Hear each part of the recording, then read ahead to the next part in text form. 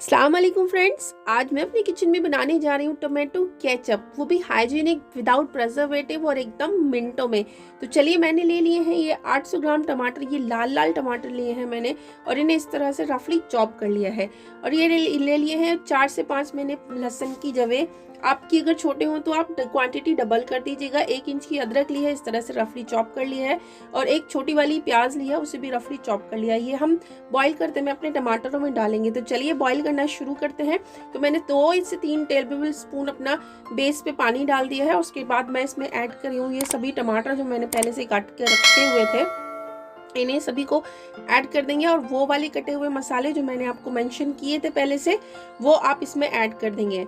तो चलिए अब इन्हें बॉईल करना शुरू करते हैं। तो डाल देंगे 1 टेबल स्पून नमक, जिससे अच्छे से टेंडर भी हो जाए और जल्दी से गल भी जाए। और हम इनको अपने मिक्सी के जार में डालकर अच्छे से ब्लेंड भी कर लें। तो चलिए, सबसे पहले हमें क्या करना है, इसमें अच्छे से बॉईल आने देना है। बॉईल आने के बाद इसको अच्छे से हमें पकने देना है।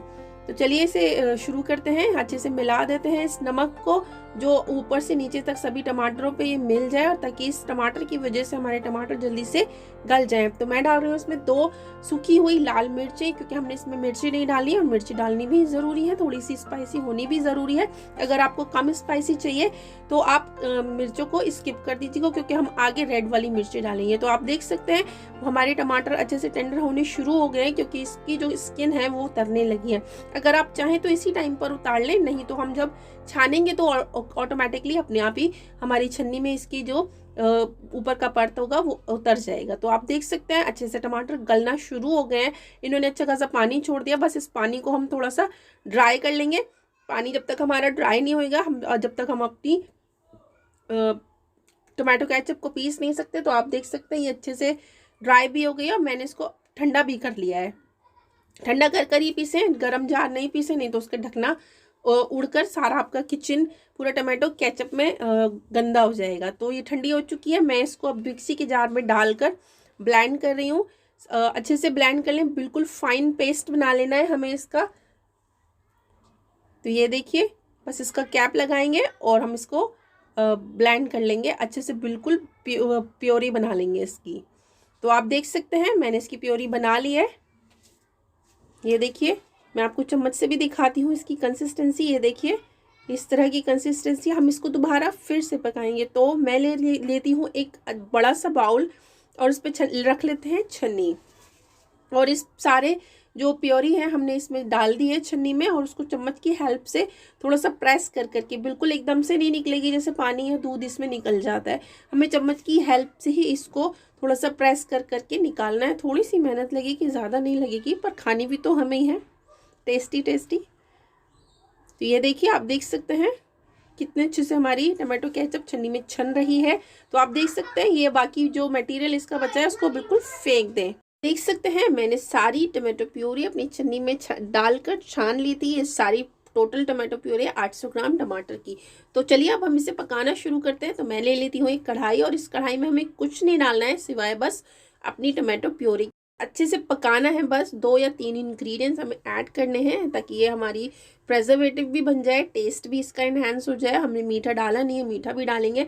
तो सबसे पहले मैं डाल रही हूँ इसमें आधा टेबल स्पून कश्मीरी लाल मिर्च पाउडर, जिससे इसका कलर इन्हेंस हो जाएगा। 8 टेबल स्पून डाल रही हूँ मैं शुगर।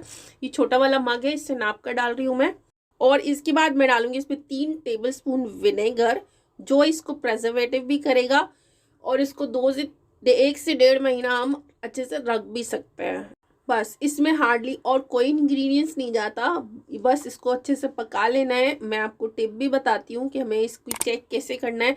तो एक ले लेनी है प्लेट। जब तक ये गाढ़ी हो जाए, चीनी डालने के बाद गाढ़ी होगी, और आप देख सकते हैं 3 से 4 ड्रॉप अपनी प्लेट पे डालें। और ये देखिए, इस तरह से फ्लो होनी चाहिए। और अगर आप इसको और गाढ़ी करना चाहते हैं तो और 2-3 मिनट पकाएं, बस ज़्यादा नहीं पकाएं।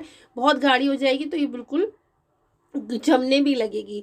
तो ये कंसिस्टेंसी बिल्कुल परफेक्ट है। तो हमारी ये जो टमाटो सॉस है, टमाटो केचप है, ये बनकर तैयार है। तो अब आप इसको बिल्कुल ठंडा होने दें और ठंडा होने के बाद अपने किसी भी जार में जिसमें आप इसको स्टोर करना चाहते हैं 1 से 1.5 महीने फ्रिज में रखकर स्टोर कर सकते हैं। तो मैं ले रही हूँ इस तरीके का ओपन कंटेनर।